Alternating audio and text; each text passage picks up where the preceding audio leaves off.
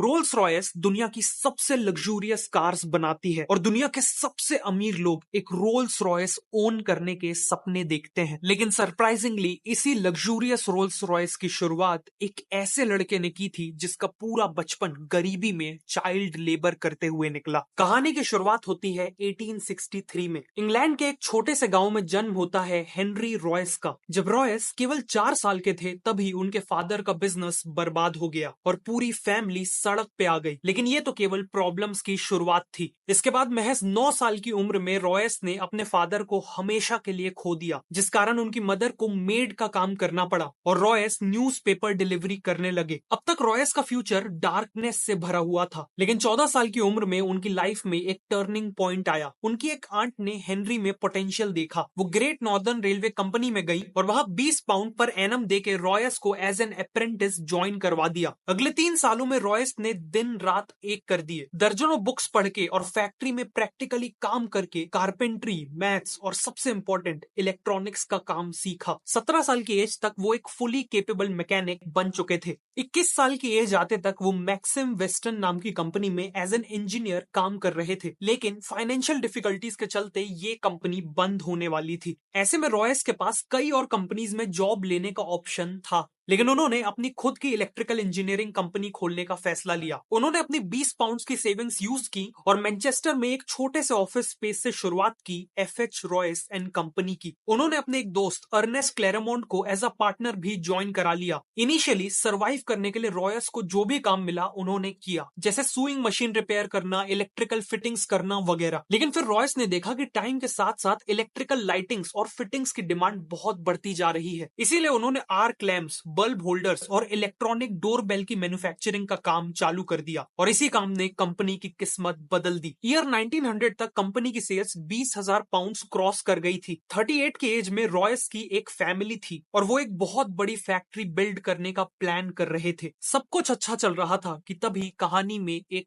Twist आता है। 1901 में जर्मन और अमेरिकन कंपनीज ने ब्रिटिश इलेक्ट्रॉनिक्स मार्केट में एंट्री ले ली। कंपटीशन एकदम से बढ़ गया और इलेक्ट्रॉनिक्स इक्विपमेंट के प्राइसेस काफी गिर गए। पूरी कोशिश के बाद भी रॉयस का बिजनेस क्रैश करने लगा और इतनी मेहनत से बनाए हुए बिजनेस को फेल होते देख रॉयस की फिजिकल और मेंटल हेल्थ तेजी से खराब होने लगी। जब रॉयस ने डॉक्टर को कंसल्ट किया तो उन्हें एक सिंपल एडवाइस मिली। ठीक होने के लिए रॉयस को फ्रेश एयर में रहने की जरूरत थी। साथ में उन्हें एक कार खरीदने की सलाह दी गई ताकि वो अपनी बॉडी को बिना स्ट्रेन दिए ट्रैवल कर सके। रॉयस ने एक वेकेशन लेके खुद को ठीक किया और फिर डेकोविल नाम की एक फ्रेंच मेड कार भी खरीद ली। ये कार काफी आवाज करती थी, ब्रेक्स इनइफेक्टिव थे और ओवर हीटिंग जैसी प्रॉब्लम्स भी थी। हेनरी जैसे परफेक्शनिस्ट के लिए ये कार बिलो स्टैंडर्ड थी, इसीलिए उन्होंने डिसाइड किया कि वो इस कार में माइनर मॉडिफिकेशंस करेंगे। लेकिन जाने अनजाने उन्होंने कार को पूरी तरह ही रीडिजाइन कर डाला। ये रीडिजाइन कार ओरिजिनल डेकोविल कार से काफी सुपीरियर थी और यहीं से रॉयस को कॉन्फिडेंस आया कि वो अपनी खुद की कार्स बिल्ड कर सकते हैं और इवन कार्स का बिजनेस भी कर सकते हैं। उन्होंने एक छोटी सी टीम असेंबल की और अपनी नई कार को डिजाइन करना चालू कर दिया। सभी पार्ट्स की ड्राइंग्स बन जाने पर उन्हें वर्कशॉप में कास्टिंग के लिए भेज दिया गया। इवेंचुअली रॉयस की 10 हॉर्स पावर और 2 सिलेंडर्स वाली एक कार शेप लेने लगी और ऑलमोस्ट हर एस्पेक्ट जैसे क्वाइटनेस, लाइटनेस, ड्यूरेबिलिटी और रिलायबिलिटी में ये कार हर मौजूदा कार से बेटर थी। 1 अप्रैल 1904 को इसे सबसे पहले रोड टेस्ट किया गया और अपने पहले ही टेस्ट में इसने करीब 50 किलोमीटर का डिस्टेंस तय किया बिना किसी प्रॉब्लम के। रॉयस ने 2 और कार्स बनवाई सेम मॉडल की और इन्हें टेस्ट कर करके इंप्रूव करने लगे। अब उन्होंने वर्ल्ड क्लास कार्स तो बना ली थी, लेकिन वो अकेले ही इन कार्स को पूरी दुनिया तक पहुंचाने के केपेबल नहीं थे और ऐसे में एंट्री होती है कहानी के दूसरे हीरो की, चार्ल्स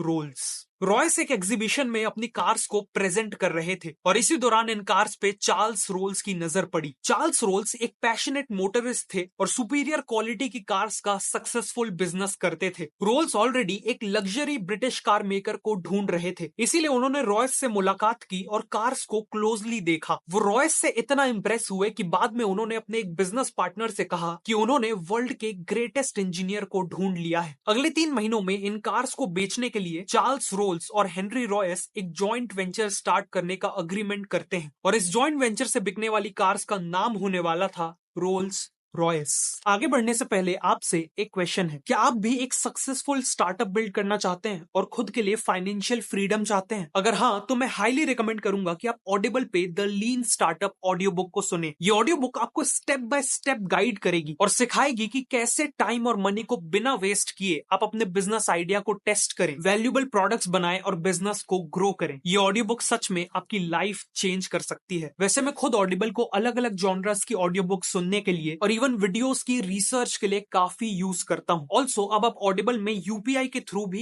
इजिली साइन अप कर सकते हो। क्रेडिट या डेबिट कार्ड की जरूरत नहीं है। तो अभी नीचे डिस्क्रिप्शन या पिन कमेंट में दिए हुए लिंक से ऑडिबल पे साइन अप करिए और 2 महीने का फ्री ट्रायल पाइए। अब कहानी पे वापस आते हैं। मार्च 1906 में रोल्स रॉयस लिमिटेड को ऑफिशियली स्टैब्लिश किया गया और सबसे पहले 4 रोल्स रॉयस 10, 15, 20 और 30 हॉर्स पावर वाली मॉडल्स को सप्लाई करने का डिसीजन लिया जाता है। रोल्स का मानना था कि किसी भी कार की मार्केटिंग करने का सबसे अच्छा तरीका है उस कार के साथ रेसिंग टूर्नामेंट्स में पार्टिसिपेट करना। इसीलिए रोल्स ने आइल ऑफ मैन टूरिस्ट ट्रॉफी जैसे प्रेस्टिजियस टूर्नामेंट्स में पार्टिसिपेट किया और रोल्स रॉयस की कार्स यूज करके उन रेसेस को जीता भी। साथ ही साथ उन्होंने इन कार से कई नए स्पीड रिकॉर्ड्स भी बनाए। इन सब से रोल्स रॉयस ऑलरेडी एक ग्रेट कार कंपनी की तरह एस्टैब्लिश हो चुकी थी, लेकिन अभी उनकी सबसे सक्सेसफुल कार का आना बाकी था। ईयर 1906 के एंड में रॉयस ने 40 और 50 हॉर्स पावर और 6 सिलेंडर्स के साथ एक मॉडल लॉन्च किया। इसकी बॉडी का कलर सिल्वर था और यह चलाने में बेहद स्मूथ और साइलेंट थी, बिल्कुल एक गोस्ट की तरह, और इसीलिए इसका नाम सिल्वर घोस्ट रखा गया। कार को मार्केट करने के लिए रोल्स ने 24,000 किलोमीटर का एक इंड्योरेंस टेस्ट प्लान किया, जिसमें सिल्वर घोस्ट को संडेज को छोड़कर 2.5 महीनों तक दिन और रात के लिए लगातार चलाया गया और 24,000 किलोमीटर का डिस्टेंस कवर किया गया। सिल्वर घोस्ट ने बिना किसी इशू के ये टेस्ट पास भी कर लिया। इसके अलावा रोल्स ने कई डेमोन्स्ट्रेशंस ऑर्गेनाइज किए जिसमें उन्होंने सिल्वर घोस्ट को विस्पर टेस्ट से गुजारा। इस टेस्ट में वो कार के बोनट के ऊपर एक कॉइन को बैलेंस करते हुए उसे बिना गिराए चलाते थे, जिससे प्रूव होता था कि ये कार एक्सट्रीमली स्मूथ है। इन्हीं स्ट्रेटेजी से सिल्वर घोस्ट चारों तरफ best car in the world की तरह पॉपुलर हो गई और ये उस समय के किंग्स, क्वींस और इंडस्ट्री लीडर्स की फर्स्ट चॉइस बन गई। रोल्स और रॉयस की पार्टनरशिप का डिसीजन एक मास्टर स्ट्रोक साबित हुआ था। उन्हें हर तरफ से सक्सेस मिल रही थी कि तभी एक भयानक हादसा हो गया। कार्स के साथ साथ चार्ल्स रोल्स एविएशन के लिए भी काफी पैशनेट थे। 12 जुलाई 1910 को वो राइट फ्लायर नाम का प्लेन उड़ा रहे थे। फ्लाइट के दौरान एयरक्राफ्ट का टेल सेक्शन टूट गया और प्लेन 100 फीट की ऊंचाई से क्रैश कर गया। इस हादसे में 32 साल के चार्ल्स रोल्स ने अपनी जान गंवा दी। अनफॉर्चुनेटली एयरप्लेन एक्सीडेंट्स में जान गंवाने वाले वो ब्रिटेन के पहले इंसान बने। इस हादसे ने रॉयस को डीपली इंपैक्ट कर दिया था। वो इस लॉस से उभरने की कोशिश कर ही रहे थे कि 1911 में उन्हें एक और झटका मिला। उनकी हेल्थ तेजी से खराब होने लगी और डॉक्टर्स ने बताया कि उन्हें बॉल कैंसर है। उनका एक मेजर ऑपरेशन हुआ, लेकिन इसके बाद भी डॉक्टर्स ने कहा कि वो केवल 3 महीने ही जी पाएंगे। इस हालत में भी रॉयस बेड से ही सिल्वर घोस्ट के डिजाइन और इंजीनियरिंग को इम्प्रूव करते रहे और फिर एक मिरेकल हुआ। देखते ही देखते 3 महीने बीत गए और रॉयस ने 100% रिकवरी अचीव कर ली। वापस आने के बाद रॉयस ने सिल्वर घोस्ट में मेजर इंप्रूवमेंट्स किए। ग्राउंड क्लियरेंस बढ़ाया गया, सस्पेंशन को इम्प्रूव किया गया और शैसीज को भी स्ट्रॉन्ग बनाया गया। इसी दौरान रोल्स रॉयस ने देखा कि कार्स के बोनेट पे पर्सनलाइज मैस्कॉट्स लगाने का एक ट्रेंड चला है, लेकिन कंपनी चिंता में थी कि लोग इनएप्रोप्रिएट मैस्कॉट्स लगा रहे हैं जिससे रोल्स रॉयस की इमेज नेगेटिवली इंपैक्ट हो सकती है। इसीलिए उन्होंने खुद का मैस्कॉट डिजाइन करवाया। इनके मैस्कॉट में एलेनोर थॉर्टन नाम की ब्रिटिश एक्ट्रेस और मॉडल को यूज किया गया है। ये स्कल्पचर एक वुमेन को आगे की ओर लीन करता दिखाता है। उनके हाथ पीछे की ओर स्ट्रेच्ड हैं और उनके ऊपर तेज हवा पड़ रही है। ये मैस्कॉट एक सेंस ऑफ ग्रेस, फ्रीडम और स्पीड को सिंबलाइज करता है। इसका नाम है स्पिरिट ऑफ एक्सटेसी। एक्सटेसी का मतलब है ओवरवेलमिंग हैप्पीनेस। इन सभी इंप्रूवमेंट्स के चलते रोल्स रॉयस की सेल्स और प्रॉफिट्स एक्सपोनेंशियली ग्रो कर रहे थे। 1913 तक उनका प्रॉफिट 90,000 पाउंड से भी ज्यादा हो चुका था और ब्रांचेस को इंटरनेशनली एक्सपैंड करने के भी प्लान्स थे। लेकिन फिर से कुछ ऐसा हुआ जिसने रोल्स रॉयस को ऑलमोस्ट बर्बाद कर दिया। वर्ल्ड वॉर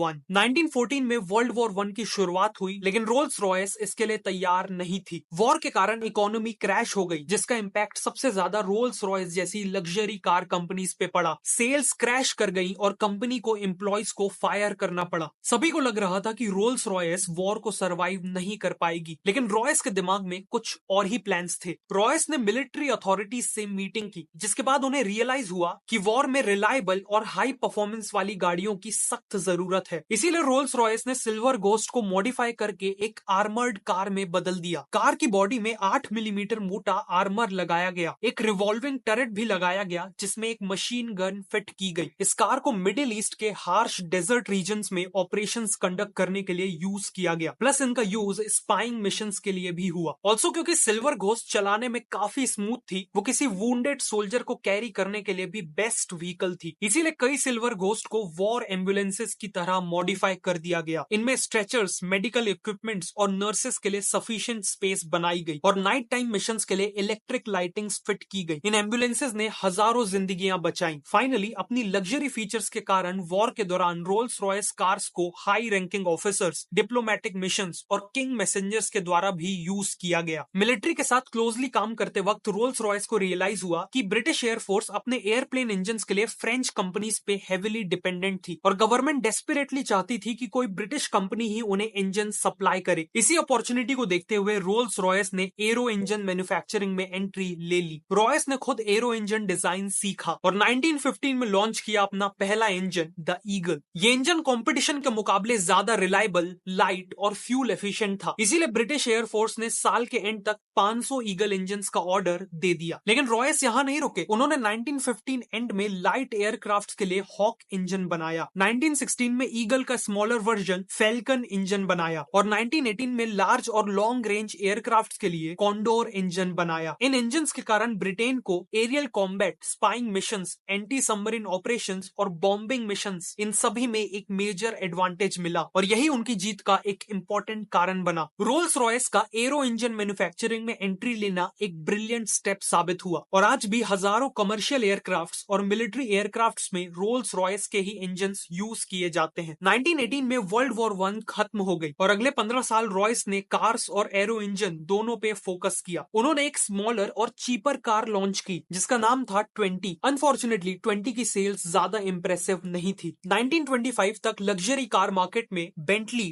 डेल्मर और कैडिलैक जैसी ब्रांड्स के कारण कंपटीशन बहुत बढ़ गया था और रोल्स रॉयस को अपनी पोजीशन मेंटेन करने के लिए एक बोल्ड कार की जरूरत थी। इसीलिए उन्होंने सिल्वर घोस्ट को रिप्लेस करते हुए बेटर परफॉर्मेंस और 4 व्हील ब्रेक्स के साथ लॉन्च की द न्यू फैंटम। फैंटम काफी सक्सेसफुल हुई और इसने वापस से रोल्स रॉयस को लग्जरी कार मार्केट का किंग बना दिया। आगे चल के फैंटम 2 भी लॉन्च की गई जो इक्वली वेल रिसीव्ड थी। 1931 में रोल्स रॉयस ने बेंटली को अक्वायर कर लिया जो बैंकरप्ट होने वाली थी और इसके बाद रॉयस ने डिजाइन की एक और आइकॉनिक कार, बेंटली 3.5 लीटर्स, जो रोल्स रॉयस और बेंटली इन दो ग्रेट ब्रांड्स का एक सक्सेसफुल ब्लेंड था। लेकिन अनफॉर्चुनेटली रॉयस कभी भी इस कार को अपनी आंखों से नहीं देख पाए। 22 अप्रैल 1933 को 70 साल के सर हेनरी रॉयस ने अपनी आखिरी सांसें ली कार के प्रोडक्शन से कुछ ही महीने पहले। सर हेनरी रॉयस की डेथ से लेकर आज तक रोल्स रॉयस ने कई अप्स एंड डाउन्स देखे। एक तरफ फैंटम 3, सिल्वर शैडो और घोस्ट जैसी आइकॉनिक कार्स लॉन्च की तो वहीं दूसरी तरफ 1960s में फाइनेंशियल डिफिकल्टीज का सामना करना पड़ा जिस कारण उनके एविएशन और ऑटोमोबाइल बिजनेस को अलग अलग कर दिया गया और करंटली रोल्स रॉयस मोटर्स को BMW ओन करती है। लेकिन आज भी रोल्स रॉयस अपनी आइकॉनिक कार्स के कारण अल्टीमेट लग्जरी का ग्रेटेस्ट सिंबल है। एक रोल्स रॉयस को ओन करना एक ऐसी मास्टरपीस को ओन करने जैसा है जो रॉयस के परफेक्शन और रोल्स के करिश्मा को सिंबलाइज करती है।